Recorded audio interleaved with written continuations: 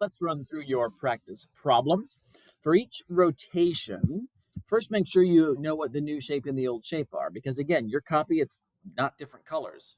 Take a look at the primes. Where you see the apostrophes, that's your new shape. And then the other one is your original shape, your old shape. Our rotations all happen around the origin. So here's what I recommend. Pick a point.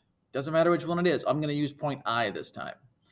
Go from the old shape to the new shape, I to I prime, spinning around the origin. So something like this. And now make your choice. First, how much? We know it's a rotation, and it's 1/4 of a turn. Our only options are going to be 1/4, 1/2, or 3/4. It's 1/4, a quarter of a circle. So that's 90 degrees. And which direction? This is going this way. That's counterclockwise. So counterclockwise. I'm going to go down a line just because it's a long word. Counterclockwise around the origin. And yes, you do need to say around the origin, because the center of rotation really can be anywhere. Now, for our examples, we're just going to keep it at the origin to make our lives simpler. But you need to say where it is, because it could be somewhere else. All right, there's that one. Next up, do a quick pause if you haven't done this one already, and then unpause when you're ready to check. Once again, here's my old and new. Make sure that you always go from the old to the new. So I'm just going from D to D prime. It's again a 1/4 rotation. So I'm rotating 90 degrees. And the direction, going this way, that's clockwise. And yes, specify your center. It's around the origin. Next up,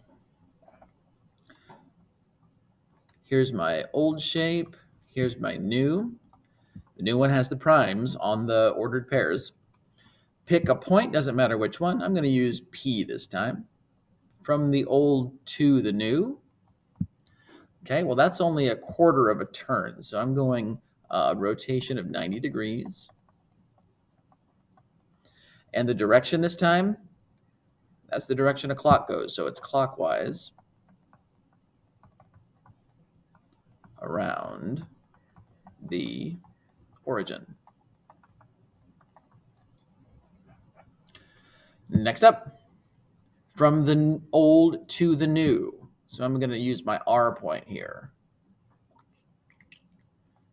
So this one, it's also a 1/4 of a turn, so it's a rotation of 90 degrees. And it's going to be around the origin and the direction. This is the reverse of how a clock goes. So this is counterclockwise. Now, it's such a long word, I'm actually going to write it on 2 lines just because I would run out of space otherwise. Counterclockwise around the origin.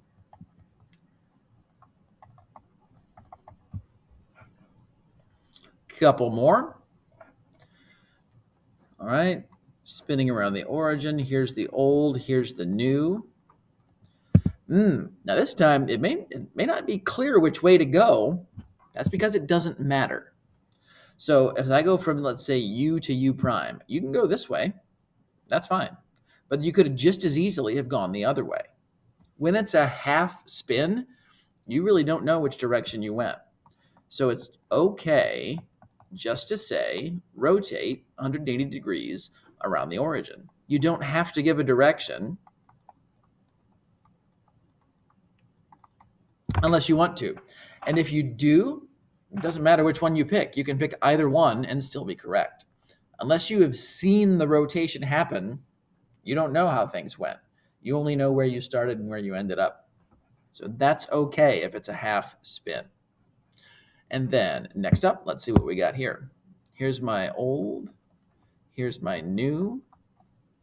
I'm going to go around the origin from, I'll just pick a point here. How about T? From T to T prime. All right, that's only a quarter of a circle. Notice how the half spin, they're directly across from each other. These aren't. We've only spun a little bit of the way. So this one is a rotation quarter of the way around, 90 degrees. It's around the origin, and which direction?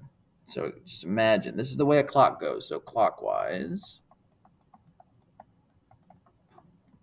around the origin. And there you go. That's your practice for the rotation unit.